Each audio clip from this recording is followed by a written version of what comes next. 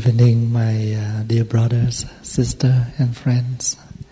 Today is November 16, 2012. We are having our weekly meditation session. First of all, I would like to visit all of you and hope that you have a good week. And very nice to see you all back. I just back from many activities in Japan, the United States, more than a month. So just back a few days ago. And welcome all of you to the meditation session. How are you today? You enjoy the weather? When I come back here, a little bit colder than the States. I have been, my last destination is in New York, Rochester City, where I lead the retreat and giving a public lecture there. And I also have a chance to pay a quick visit to New York City, where they have the Sandy hurricane still cleaning. When I come back after a month, in our community, in our Sangha, we have lost the 4 members. And as you can see that Sư Cô Thanh Quang, the nun there, and also the other 3 ladies in the community. And you can see that life is very fragile, impermanent. Before I left, Sư Cô Thanh Quang came to say hello to me and goodbye, because in the tradition, when a monk travel to somewhere and the members in the temple will come to visit and like say, you have a good trip and stuff like that. And she also come to wish me have a good trip. And I remember she said that I feel I am not feeling well. I don't know whether when you come back this time, you have a chance to see me or not. So it's like she knows what's going on with her health. And so after I left, not too long, maybe a week later, and I have learned that she fainted and very sick. And a few days later, I have received the news that she passed away. And I could not come back because I already have plans and everything. So I'm very lucky that the master home with the members to take care for her funeral. And also the other 3 ladies, members of the temple. These are all bells to awake us from our forgetfulness.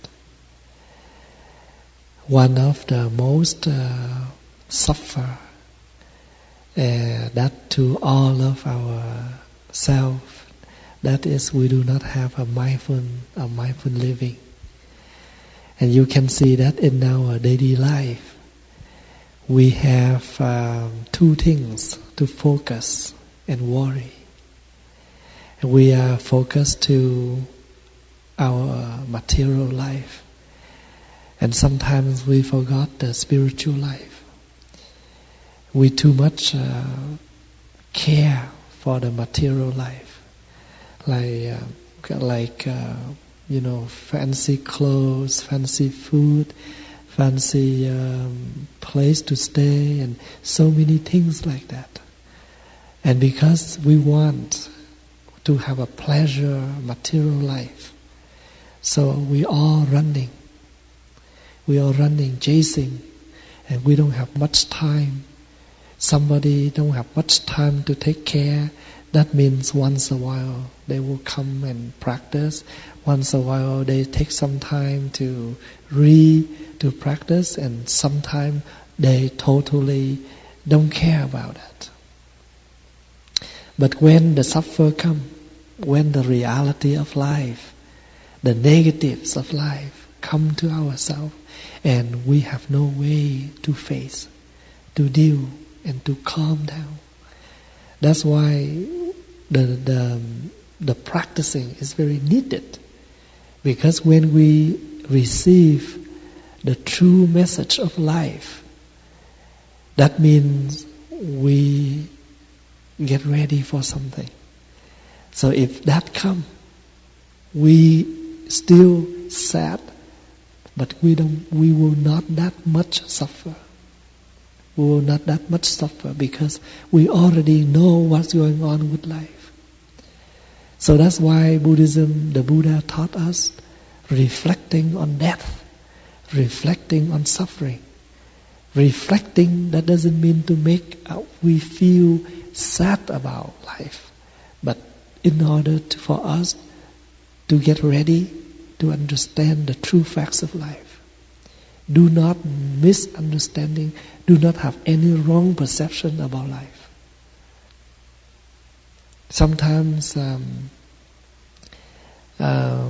some young students, they too much focusing on technology, like computer and laptop, and they run after. They always want to change the new update laptop and technology like that. And I said, those things never stop.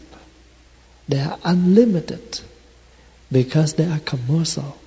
That means they will create so many more things in order to run their business. But our life is very limited, and also your budget is also limited. How can you run after that all the time? Just find something that enough, that fit for your needed. Otherwise, you have no time for that. So I remind them about that. I met some of them, they work so hard and to try to save some money, and then they buy a very expensive camera just to walk around and take pictures. That's art, that's nice. But we are unable to satisfy it. We never satisfy because too much. So the word enough in Buddhism doesn't mean we don't do anything. But we need to reflect on our conditions, how much you can adapt. Otherwise, we will overwhelm for something, and then we will suffer for that. So that's why when we practicing, what do we practice? We practice on the body, we practice on our mind, our thought.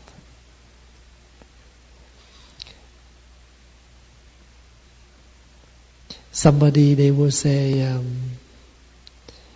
it's hard for me to focus. My mind is not pure. My mind is not calm. So I will not come to practice until when I, get a little bit older, my mind is calm, my life is more stable, I will come to the practice. But do we think when we feel our life is stable? Never. You see that right now still a lot of disaster. That means about the world. I don't mean we still not talk about our personal life. So many things going on. So like after 4 weeks away from the temple, when I come back, I have like thousands of emails. Thầy, can you please help me this and that? And I unable to answer them all, but slowly. And one box of letters, mails. So I come back on Tuesday morning. And up to this moment, I still, each day I only can reply some mails and still take lot of mails come in. But those are all sharing their, unstable. How come I'm not satisfied this and that? So therefore, we need to reflect. What do the Buddha mean by practicing on your body? Doesn't mean we try to have lot of good food, lot good clothes, enough warmth, enough to make us satisfy our hunger.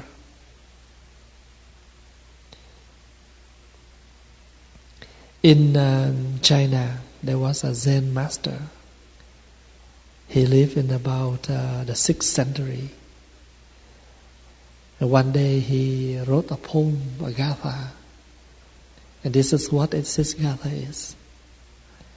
Our body is like the Bodhi tree, and our mind a mirror bright. Carefully we wipe them hour by hour, and let no dust alight. We need to reflect. Our body is like a Bodhi tree. Do you know what is a Bodhi tree?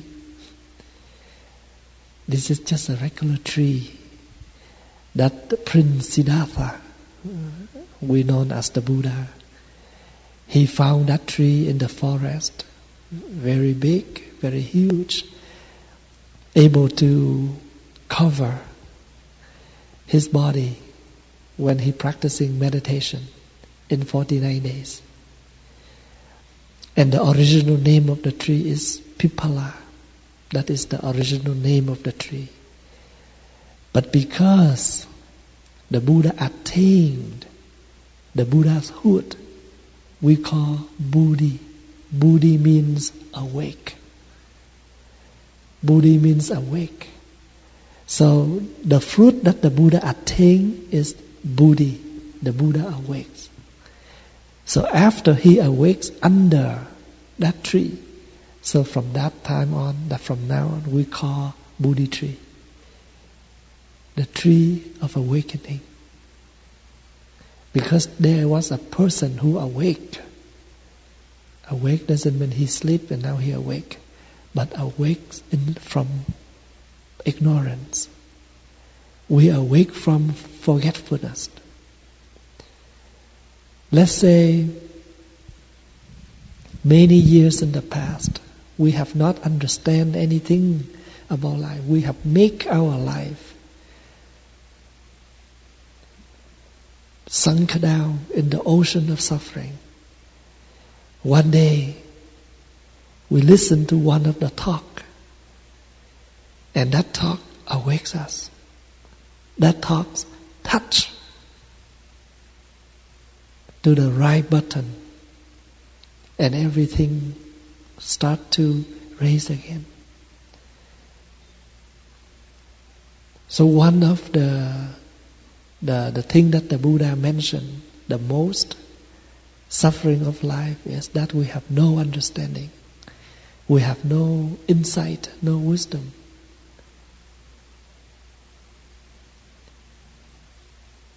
It's not stable. This is what the Buddha have said in the Lotus Sutra. In the 3 realms of life, of the world, never stable. No safe. And that is very true. Earthquake, disaster, flood. I just fly back from, after I flew back from Tokyo, one day only, the other day, earthquake.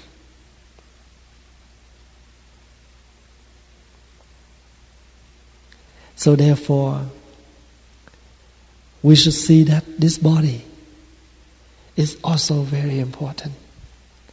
That's why this Zen master, Thần Tú, sends you. He said, reflect on the body. This body is a Bodhi tree. Because when you plant a tree, what do? We need to take good care for the tree, for the plant. We need to water. We need to take some of the yellow leaf out. We need to take good care for the branch, the leaf, the root. And also sometimes we need to change the soil. Same thing. This body need some care. But do not overcare.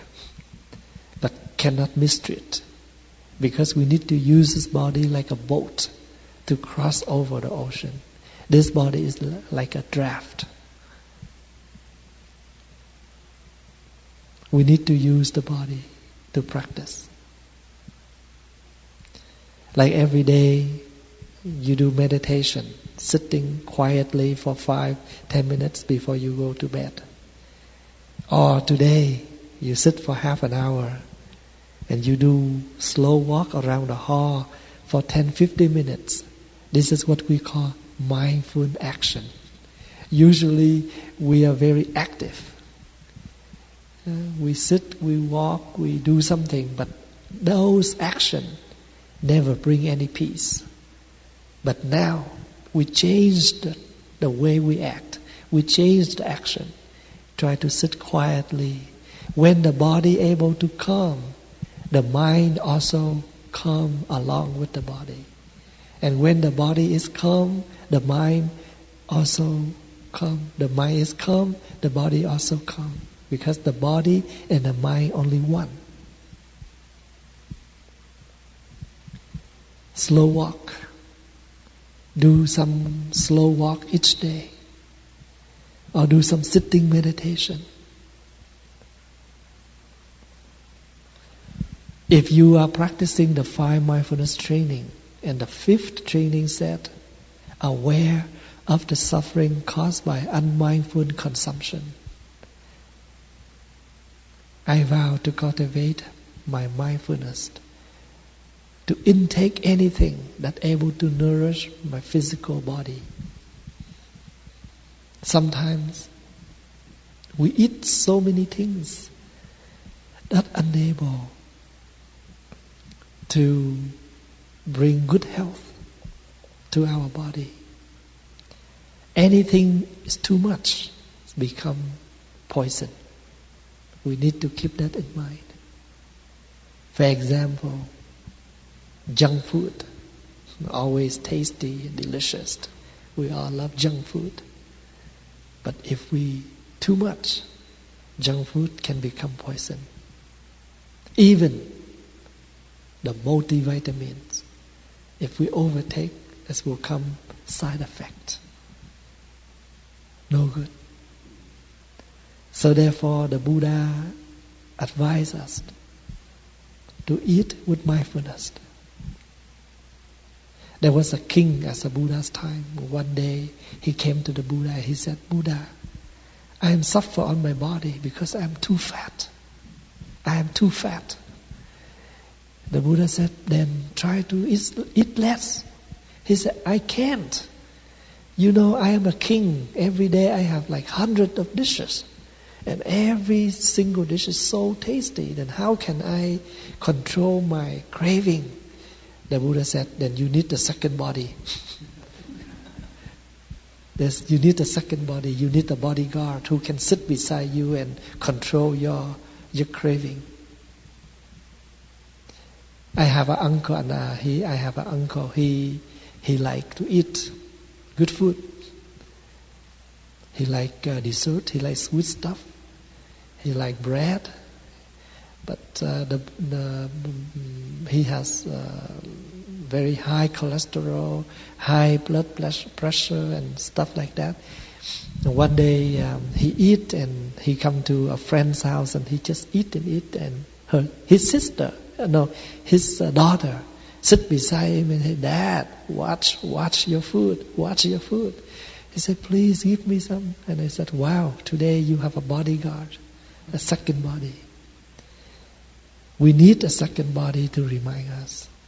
Sometimes we're unable to taming ourselves.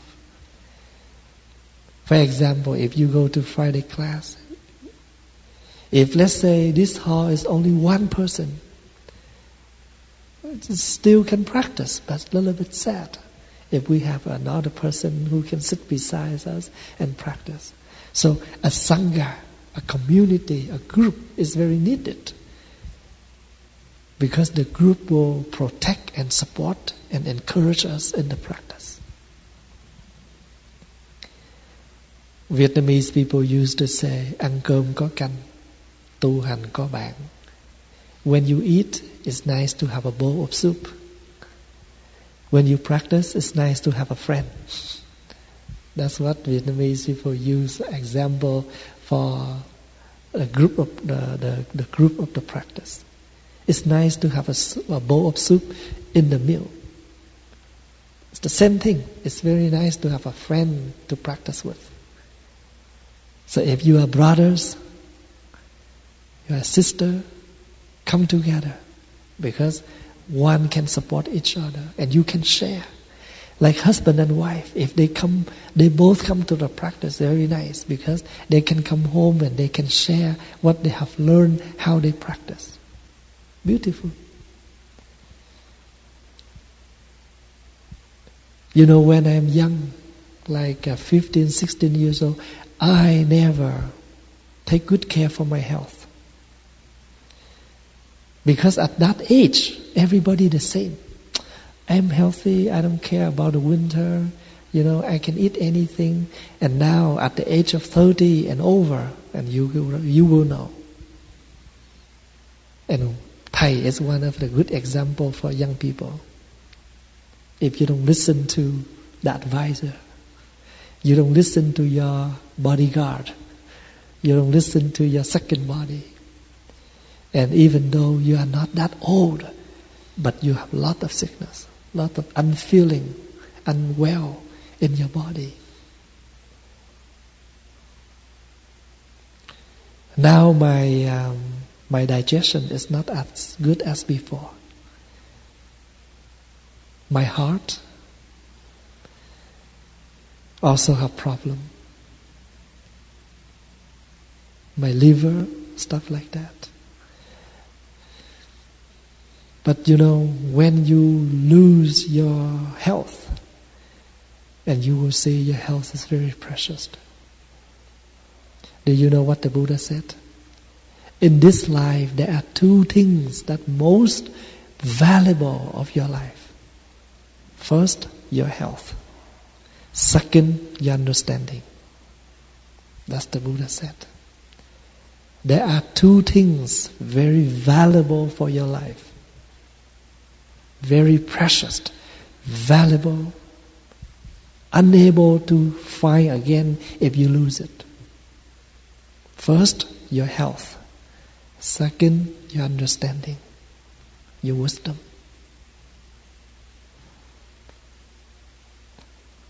So I want to remind the Sangha,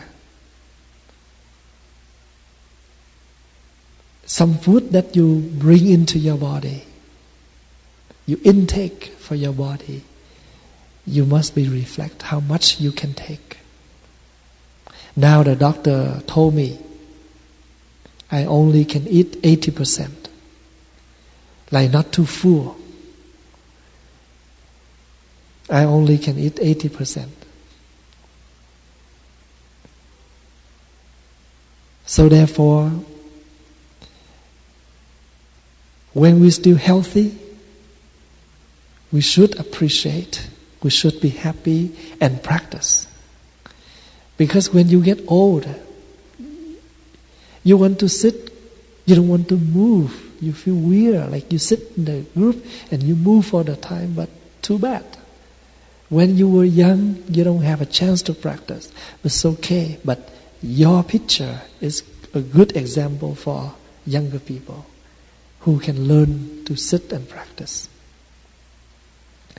So I think the Gatha is simple, but it's very useful, very helpful for our daily practice. The body The body, our body is the Bodhi tree. Take good care for your Bodhi tree.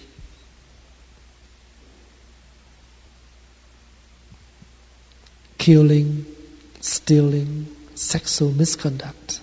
Those are all the three things basically we can practice on the body.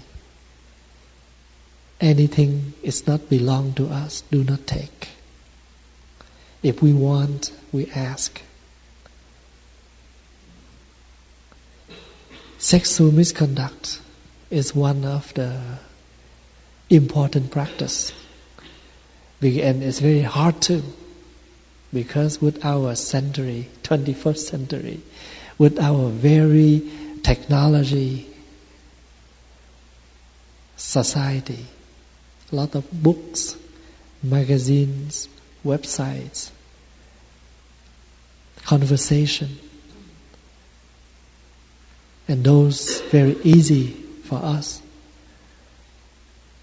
to involve, and we may easily to break the third mindfulness training, the third practice. And because we are not mindful on this, that's why a lot of sickness, a lot of breaking in our family society. So what is the Buddha mean? Practice on the body. Take good care for the body. Doesn't mean you go to the haircut once every 2 weeks, try to buy expensive clothes. That is not take care for the body. Take care for the body means first practicing no killing, no stealing, no sexual misconduct, and also be careful on the food that you take to your body. Everything, they have calorie, they have some vitamins in there. But we need to know, we need to understand our body, how much we can take. And sometimes it's very funny. You eat too much fat food, and you get fat, and you sue the company who sell those kind of things. Because of your food have a lot of fat, and you make me addicted. I eat that too much, and now I get fat. I need to sue your company. Stuff like that.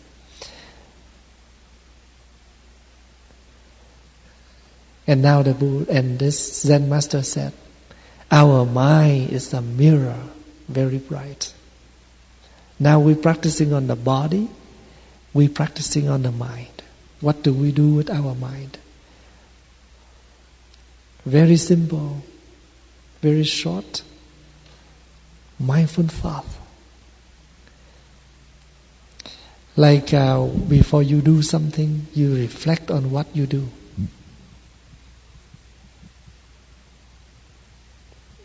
Your friends invite you for a smoke.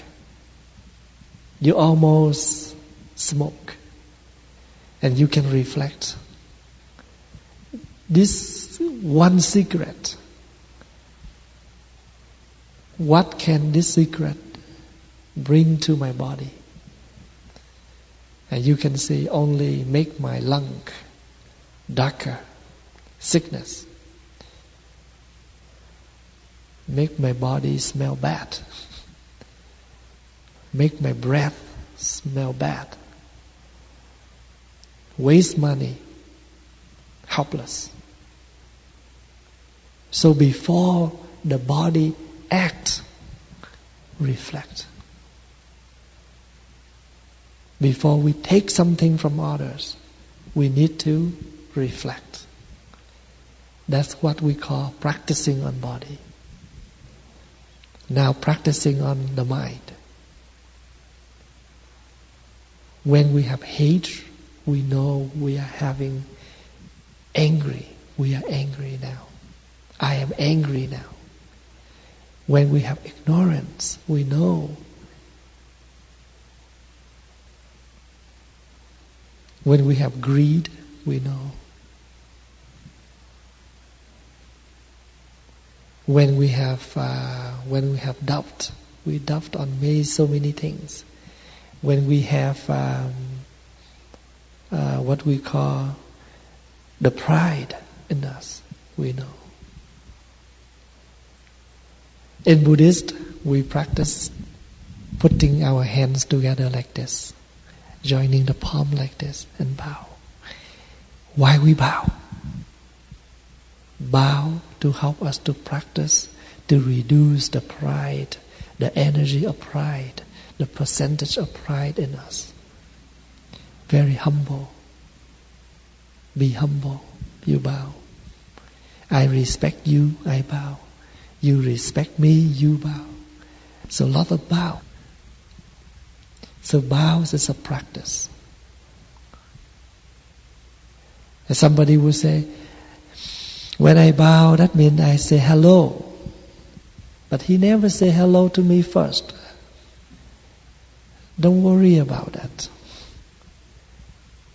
The thing is, we practice. And keep in mind, when you want people to respond something, do that first. We say hello first, people will hello back. If we expect others do it first, why don't we? And if we're able to do that, we are a real practitioner. There was a Zen master who talked to his students. Master said, the student said, Master, where do you go after you die? The master said, oh, I am going to hell. And the student said, oh, isn't that we practice so when we die we go to heaven, we go to Pure Land? And he said, if everybody go to Pure Land, who will go to hell? So what does that mean? That doesn't mean we practice, we go to hell, but it means we need to use this body and the mind, go to the darkness, go to somewhere as difficulties in order to help. Hell symbolized for difficulties area. If everybody refuse the hard work, choose the easy work, and who will do the hard work? Like somebody cooking, but somebody need to use the shovel to shovel the snow. If everybody get into the kitchen, it's very no space, and lot of snow outside. Nobody take care for. So that means each of us, we can be a bodhisattva, and we can stay different corners of life. We can visit different corners of life. That's why in Buddhism, so many bodhisattvas, so many picture images. It means each of the bodhisattva take care for one action, one practice. Somebody, they come to the temple, what they do? Always stand around the sink to do washing. And I call that person the bodhisattva washing up bodhisattva. Somebody only sweep the floor, clean the hallway. Somebody stay in this main hall, walk around, take good care for the main hall. So that is the bodhisattva taking care for the main hall. And you can see that if you walk on the street, you can see bodhisattva stand every corners of the street. If nobody take care for the electricity, the traffic lights, will be accident. So if that traffic light have problem, you will see someone's there from the city and try to fix it. So we can be the bodhisattva in many ways. Every thought that your mind raise, but you know this is the bad thought. Reflect on that. Try to clear that. That is practicing about on the mind. our mind is very bright, very clean, very pure. But how come we don't see it? Because we have attained so many dust of life. Like hate, jealousy, so many things like that. It's cover. So now we go back and reflect. I need to clean my mind. Actually, we need to clean the dust. We don't clean the mind because the mind already pure. It's like a mirror. If you let the mirror sit there for a month or a year, no cleaning, the dust will cover the mirror. So now what you do is you need to clean the dust. So once the dust disappears, the mirror reflects. Our mind is like a clear mirror, a very bright mirror, just because the dust covers. The dust of life, the dust of jealous, the dust of hate, the dust of ignorance, the dust of doubt, the dust of the wrong view. So the Buddha reminds, wrong view can lead to the wrong thought, wrong thinking. Is that true? If you see something wrong, you will think wrong. So soon you think it wrong, you will say it wrong. You will act it wrong. So the very first beginning is wrong, it can lead to many other wrongs. So the Buddha, on the teaching of the 8 Noble Paths, the first one is right view. Because when you have the right view, you will have the right thinking. You will have the right action. You will have the right livelihood. You will have the right effort. You will have the right understanding. So one is right, the other is right. One is wrong, the others are wrong. So it's very important that we start with right instead of wrong. And how can we know exactly, is there any guarantee that is 100% right or wrong? No guarantee, but at least most of it will be right. Because you, at least before you do it, before you start, you have some reflecting, you have some thinking about that. Don't just do it without any understanding, without any reflecting. There's nothing guaranteed in this life. But if you have thought about that, if you are thinking about that, the percent of wrong reduce.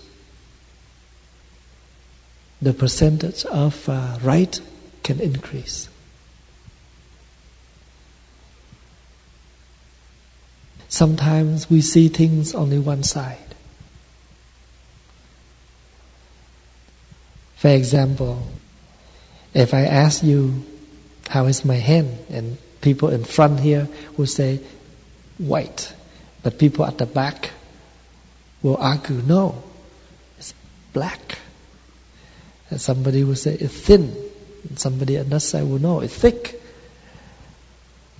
There's nothing completely wrong. But we are unable to describe the whole thing of the hand. Because we just describe based on the side we see, the thing we see in front of us. And the Buddha said, because of that, that's why we have a lot of argument.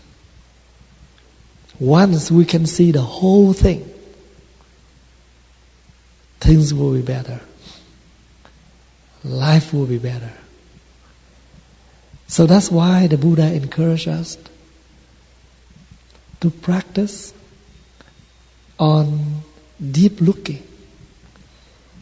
Because when you can able to practice the deep looking on each of the situation, you can see many spots of a thing. And you can slowly describe it and to make people understanding more. But not only one side. Because one side still the view, but that can lead to the argument, to the suffering. Do not attach to what you have learned, because your learning may be appropriate and fit for that situation, that time, but maybe later on is no more update. It can be changed because life never stays the same. And the teachings cannot stay the same. It needs to update based on how things change, so we can teach and we can learn and we can practice better.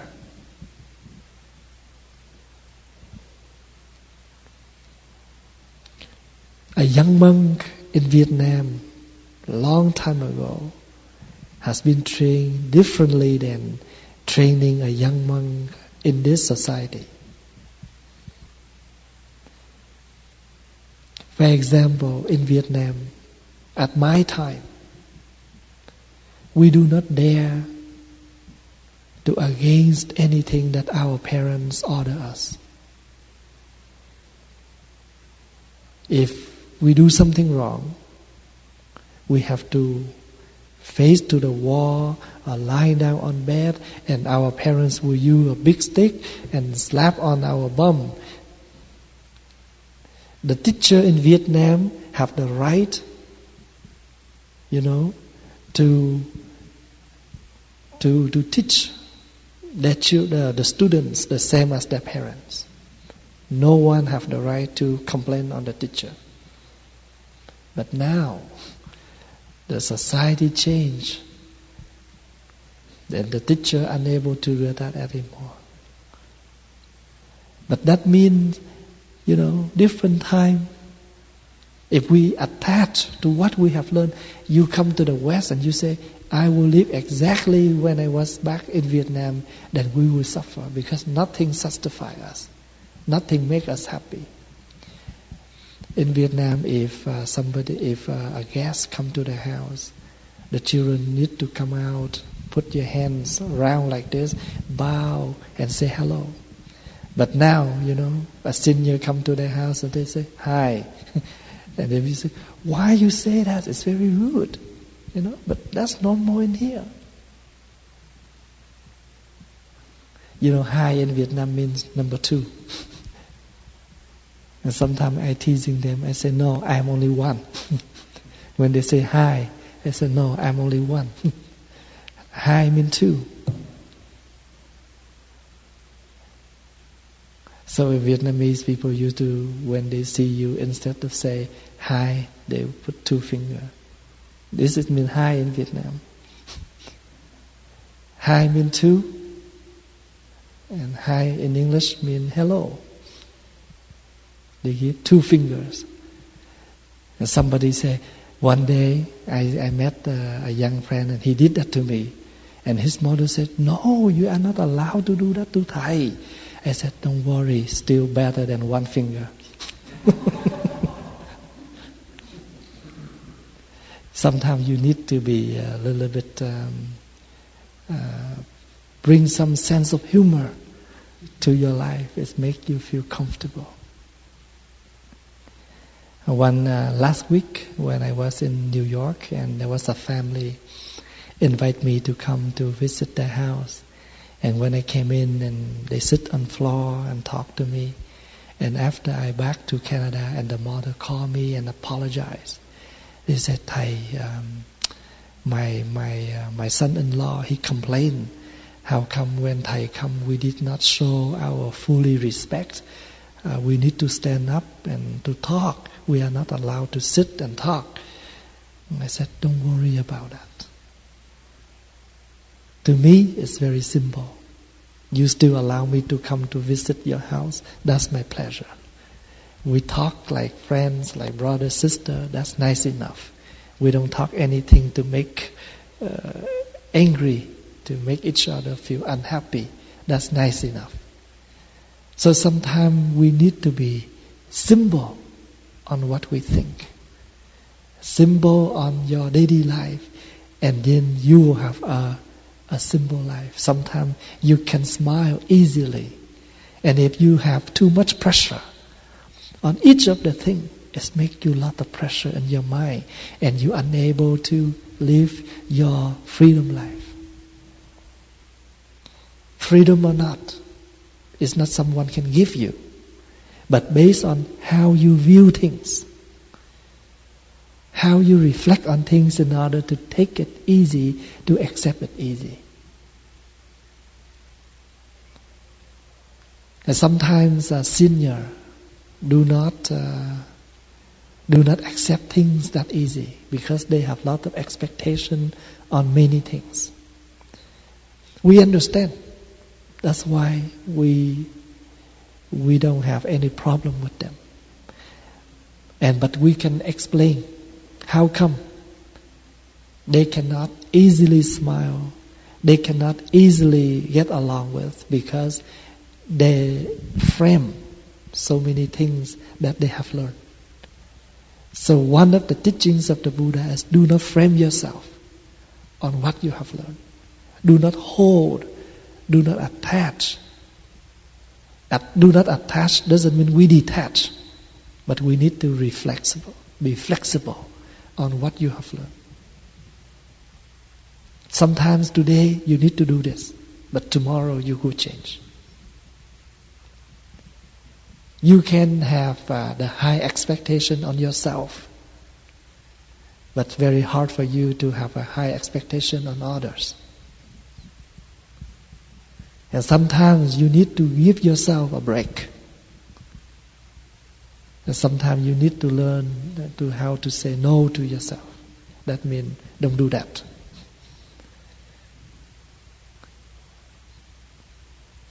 So the teaching of the Buddha on practicing on the body, practicing on the mind is like that. With your mind, simple. Sometimes you receive any kind of message, a simple way to make you feel more comfortable, more easy. Do not think, I need to be very careful on this person. What he say, I need to understand 10 times than what he said. And sometimes you just pressure yourself and make yourself headache. And actually, maybe that thing is very simple, not as complicated as you thought. And I always give an example. You have an application form, and they have maybe 30 boxes, and they say, fill your last name. If your last name only 3 letters, 4 letters, just fill exactly as you need. Don't worry about the other empty boxes. And sometimes we think, no, they have 30 empty boxes here, that means something here. And you just sit there and suffering with a question, what do we do with these empty boxes? And sometimes we give ourselves in that way. And very hard for us to smile, to get along with people, or to make people feel comfortable when they're dealing with us. A simple life also can bring a simple death, a